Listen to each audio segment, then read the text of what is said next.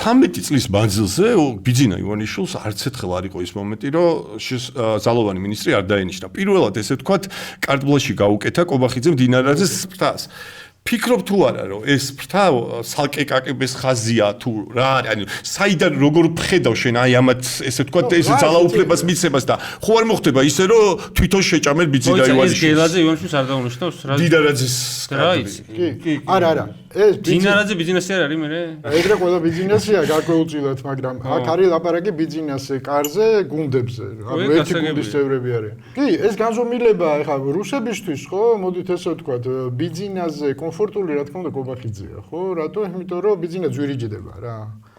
ბიზნესა თავისი ინტერესები აქვს ბიზნესა შეიძლება რაღაცაზე შეეკამათოს რეზიგერა ისე და რაღაცა კობახიძე შეიძლება უარიც უთხრას რაღაცაზე ანუ თქვენ უშვებთ რომ კობახიძეს ცალკეცე კონტაქტებიან რუსები ბიზნეს კარში მე მაგაში დარწმუნებული ვარ მე ხა ეს ჩანს მაგათ მესეჯ ბოქსში და ბიზნესა მარიცის ეგ დაარეჭიანობს კალკირებული რა თქმა უნდა ბიზნესა ყველაფერი იცის კაცო მithumetes ამ პატარა ხალხის ჩალიჩი ყველაფერი გასაგებია ხო საქმე არის იმაში რომ თვითონ სისტემა არის ბიზნესზე დაშენებული ანუ ბიზნეს ხეულია ეს სისტემა ხო ბიზნეს გარეშე ეს სისტემა ვერ იარსებებს ხო იმდენად მეტასტაზებივით არის ყველაფერი მოდებული ხო რთული პროცესი